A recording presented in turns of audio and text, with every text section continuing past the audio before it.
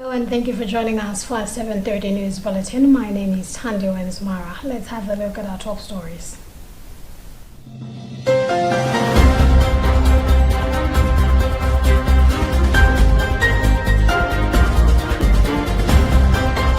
Climate activists around the world applaud Pope Francis for prophetic new eco-dog. Government asks Malawians to stop attacking presidential trips. Anti-corruption education to be in the curriculum. And in our exclusive report this week, Jacqueline Saidi has a bird's eye on the major cause of fuel scarcity in Malawi.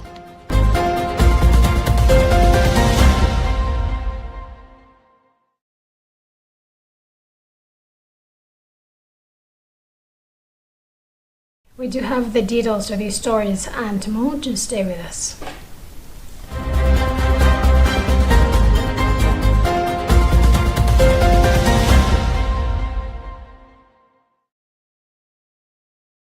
Climate activists across the globe have thanked Pope Francis for his new exhortation on the environment titled Laudate Deum, published ahead of a major UN climate summit, calling the text prophetic and saying action is needed now more than ever. Benoit Haugand, co-founder of the Fresh Youth Organizations for an Ecological Awakening and Struggle and Contemplation during an October 5th press conference at the Vatican, warned that mankind is on the verge of destroying its very conditions of existence. Amid what he said is all the skeptical, relativistic and techno-solutionist rhetoric about the climate issue, Haugand voiced gratitude for Pope Francis' clear-sighted and firm reminder of the urgency of climate and social issues. We have more details in this Crooks News report read by Herbert Kadanda.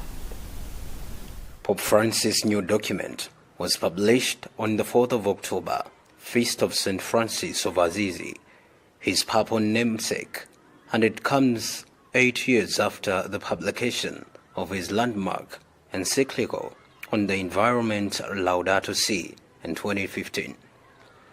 It also comes ahead of the COP28 climate summit set to open in Dubai next month, and which is expected to draw representatives from 197 countries.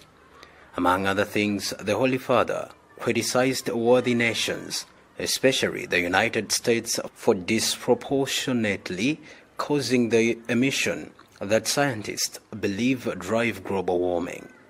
Among the speakers at Thursday's Vatican press conference were Giorgio Renato Paris, who won the Nobel Prize for Physics in 2021, activist and environmentalist Vandana Shiva, and activist and sociologist Carol Petrin, who condemned the current political approach to the climate issue, saying it requires decisive interventions.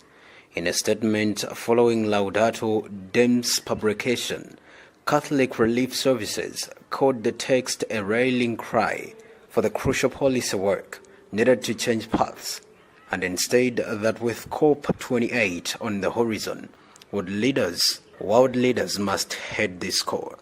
The Catholic Climate Covenant organization also issued a statement saying Pope Francis' words will move world leaders to act collaboratively, as they have been called to do so for decades, and enact the urgent climate solutions that may not be easy, but are undoubtedly needed, especially a real rapid and just energy transition away from fossil fuels.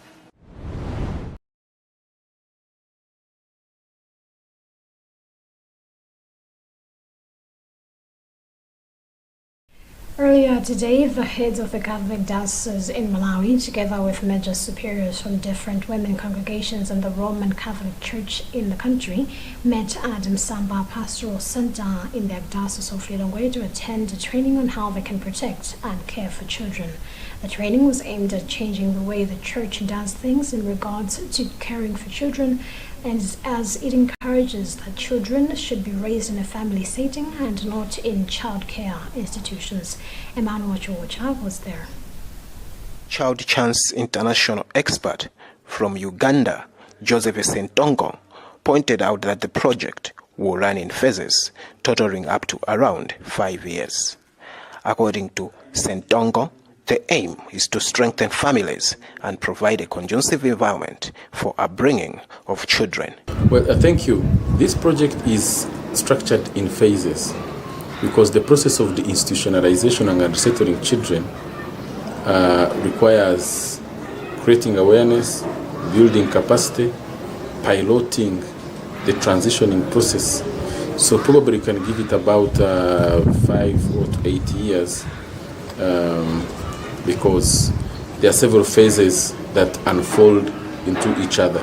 Speaking at the event, one of the superiors, Sister Chanshi Beatrice Cherashi, described the training as an eye-opener, as it will help to change the way institutions have been caring for children in respect to children's rights. I've liked what I've learned today. It is an eye-opener. Times are changing, so my message to the families as I go back is really to encourage them to take care of the children that they have at home, or they could be dependents that they are keeping, to take care of them and respect all their rights so that tomorrow they will be our future parents. Concurring with Sister Jerashi was the Bishop of Mangochi Diocese, Bishop Montfort Sitima, who is also the Vice Chair for Episcopal Conference of Malawi, ECM. Families is where we have all the leaders, the president, the pope, the bishops, the priests, the sisters, and all the people who are existing on this planet come from the families. So the message is that families should be able to live together and love one another so that the kids or the children that are being born can be raised properly. The other notable people who attended were the Vicar General for Lilongwe Archdiocese, Father Vincent Mwakwa, the Pastoral Secretary for Zomba Diocese, Father Innocent Chiwanda, and superiors from different women congregations in the church. For Luntha TV, this is Emmanuel Chiwacha.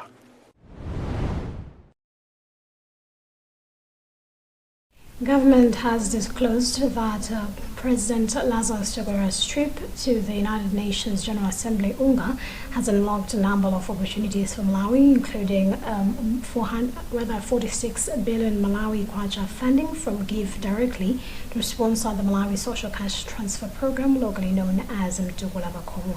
Minister of Information and Digitalization Moses Kunkuyu made the remarks during a press briefing earlier today in Lilongwe when he asked Malawians to stop attacking presidential trips, arguing that they are aimed at sourcing resources to finance development projects. Charity Chilanga has one of the details. Addressing the media, Kunkuyu said Chakwera does not attend all the trips he is invited to for people to describe him as extravagant. On the UNGA delegation, Kunkuyu revealed that Malawi had registered smallest delegation, comparing to other countries that were present at the summit, but failed to provide the total budget for the people who went to the summit.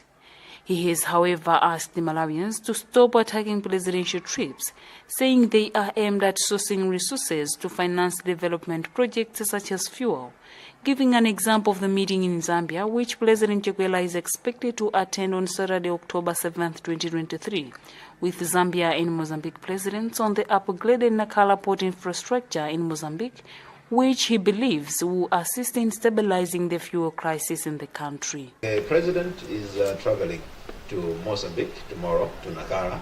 The issues being discussed at Nacala will eventually point to the direction of ensuring that we have smooth flow of the fuel from Nacala port into the country by use of the rail. Chakwera attended the 78th session of the United Nations General Assembly UNGA, in which prior to his departure, critics had implored the Malawi leader to attend the UNGA victory or delegate his subordinates so that he devotes his time fixing the socio-economic woes. Charity Chilanga, Luntha Television, Lilongwe.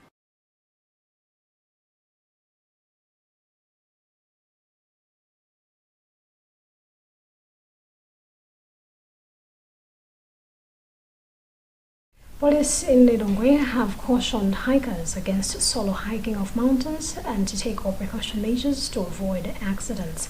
The development comes as a yet-to-be-identified adult male African person has been found dead in a decomposed state at the foot of Bunda Hills.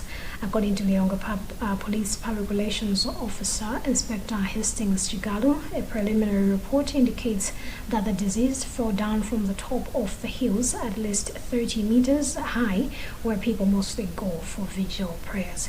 Here's part of what Inspector Chigalu had to say. I can confirm that Lilongwe Police Station on October 5 recovered a body of an unidentified male African person at the foot of the Bunda Hills. In fact, it was villagers who were moving along the hills that came across the body of this African person. So they went to report at Bunda Police Unit. So we informed our colleagues at Kamu Central Hospital, and after that we accompanied them to the scene of the incident. In the post-mortem results by this hospital revealed that the death was due to multiple head and pelvic injuries. So as the Lilongwe Police, we are calling upon, we are advising hikers of this mountain that they should always be accompanied by a certain person, and they should always be cautious whenever they are going to these hills to avoid such accidents.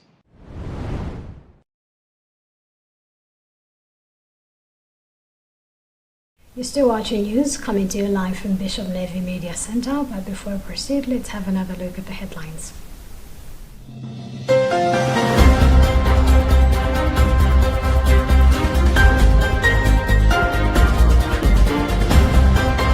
Climate activists around the world applaud Pope Francis for prophetic new eco-dog. Government asks Malawians to stop attacking presidential trips. Anti-corruption education to be in the curriculum. And in our exclusive report this week, Jacqueline Saidi has a bird's eye on the major cause of fuel scarcity in Malawi.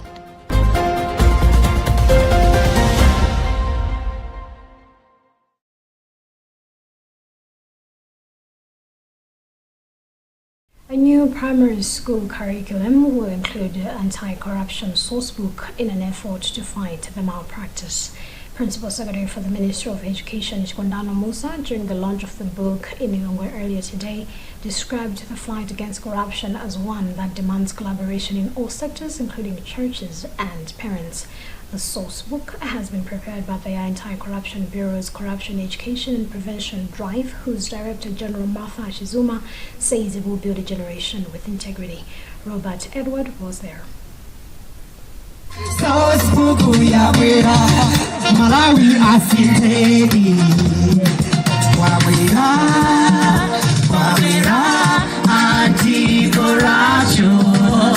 According to the Corruption Practices Act, the mandate of the Anti-Corruption Bureau is firstly to champion corruption prevention before the investigations which lead to the arrest and prosecutions of the suspects. But according to the Director General of the Bureau, Martha Chizuma, a research conducted by the Bureau established a corruption information gap on the young ones, hence the development of the Anti-Corruption Sourcebook as a primary school teacher's reference when teaching children against the evils of corruption. Speaking during the launch of the book in Lilongwe on Friday, Chizuma hoped for a better generation with morals and not fighting those fighting corruption. It came out that if we lose the young generation to the fight, then we are completely gone as a country. And that's why we decided to work with the Ministry of Education and Ministry of Education to see to it that we have enough anti-corruption messages or lessons in the primary school curriculum so that the children should be able to learn these things whilst they're young. And so that's why there was a need to do an analysis or review of the current curriculum to see where are the gaps. Principal Secretary for the Ministry of Education, Chikondano Musa, has since promised to include the book in the curriculum after the ongoing curriculum review. What has happened here is that we have started with the development of a source book. and this is a tool in the hands of the teachers. But when we incorporate the same ethics and integrity messages in the school curriculum, what it means is that even the textbooks, students' textbooks, will carry the same messages.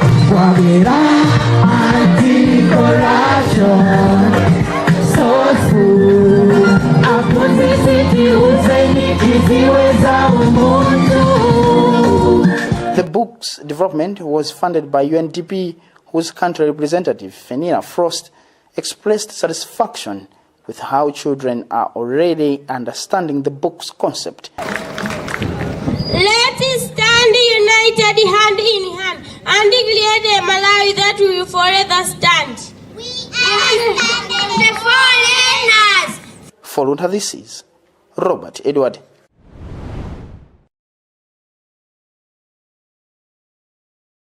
Malawi government is reportedly having a huge deficit in the form of forex to sustain procurement of basic commodities such as fuel. Reports indicate that Malawi has about $239 million in foreign currency reserves, which is lower than the required $250 million for the country to purchase essential commodities such as fuel and drugs on a monthly basis. This means the government has a shortfall of over $10 million or more than that to cater for the expenses, and if this continues, the country will become a desert with a possible fuel scarcity every 3 months. In our exclusive report this week, Jacqueline Saidi has a bird's eye on the major cause of fuel scarcity in Malawi. In the past 2 years, Malawi has been reeling under an acute foreign exchange shortage due to supply and demand imbalances on the domestic foreign exchange market, declining official foreign exchange reserves, and widening spread of rates on the market. The country requires $32 billion per year to meet import requirements, but only produces $1 billion according to Reserve Bank of Malawi data. Malawi Energy Regulatory Authority, MERA, National Oil Company of Malawi, NOCMA, and privately owned Petroleum Importers Limited, PIL, have attributed the now perennial shortages of fuel in the country to shortage of foreign exchange. At the moment, what is happening in the country is that the country, Malawi, is facing a forex challenge, and this means forex shortages. Therefore, the importers, even though they have money in Malawi kwacha, they have challenges accessing adequate forex. Monthly consumption of fuel is estimated at 51 million litres, but the country is importing around 40.8 million litres due to inadequate foreign exchange. But government says it is trying its best to ensure that NOCMA and PIL are assisted through commercial banks. The country. So the strain on our foreign reserves is quite huge, and the government is looking at alternative ways of curbing these problems. One of those is the extended credit facility that we have reached the staff level agreement with the IMF. We are hoping that once that is in place, then this problem should be dealt with. All right, thank you very much. This is the situation in Malawi that has prompted public transport operators to increase fares, thereby worsening the economic burden of helpless citizens. Desperate minibus operators and private motor vehicle owners are this time around being forced to pay up to 5,000 kwacha for a litre of petrol, which fetches at 1,746 kwacha at the pump to keep going. As drivers, we have been affected badly. We get money from the acts of piling people from one place to another. For instance, minibus drivers are stranded without fuel. However, we are failing to feed our families. Spot checks in Lilongwe, Luntha and Zomba on Thursday, October 5th, found that the three cities are hard hit by the crisis, in that it is clocking a week now. Fares for commuter minibuses have increased as well. The The shortage of fuel in the country has affected us. We are struggling to find minibuses to our various working places. Motorists queue for scarce petrol at Crossroads Puma in Lilongwe. One of the minibus drivers who power between Area 25 and Lilongwe town said they have resorted to an upward adjustment of fares to cover the cost of fuel on the parallel market. In Lilongwe, service stations were equally dry and long queues of vehicles hoping for supply were the order of the day. In the afternoon of Thursday, there was a commotion at Area 43 Puma filling station as motorists scrambled for fuel, blocking the M1 and other feeder roads in the process. Public transport operators have increased fares, where passengers on the Area 25 and 49 route are paying between 1,200 and 1,300 kwacha from the 1,000 one-way trip to town. This time around, we have been walking long distances due to lack of enough money for transport. At around 5 p.m. that day, some workers and traders in Zomba were seen walking home because most minibuses were not operating as they were grounded at filling stations. Random interviews with passengers established that operators plying the Luntha-Zomba route were demanding 6,000 kwacha on a one-way trip that normally costs 3,000. This, Consumers Association of Malawi feels will increase the high cost of living, which has never ceased since the Tonsi Alliance came to power. Rights defenders are currently calling for Jaguar's head, describing this as an indication that Malawi is slipping into a failed state. As HRDC, but also as the citizens of Malawi, we are deeply concerned about the current fuel crisis, which has affected all sectors of the economy. People are struggling almost every day.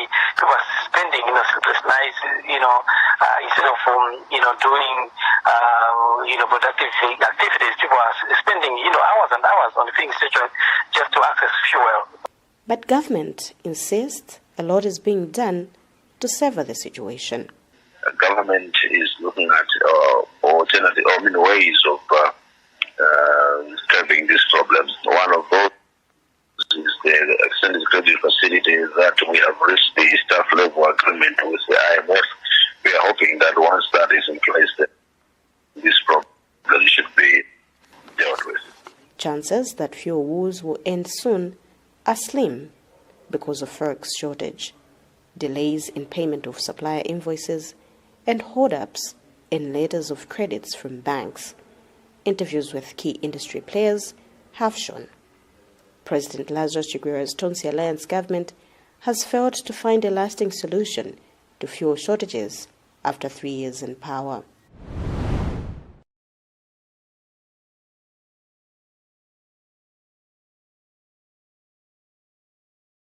That exclusive report by Jacqueline Saidi also brings us to the end of what we had for you in this edition of our news bulletin. But before we leave, here's a reminder of our top stories.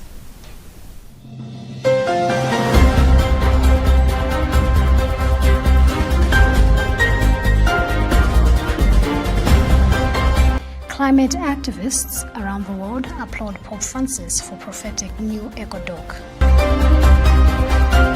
Government asks Malawians to stop attacking presidential trips. Anti-corruption education to be in the curriculum. And in our exclusive report this week, Jacqueline Saidi has a bird's eye on the major cause of fuel scarcity in Malawi.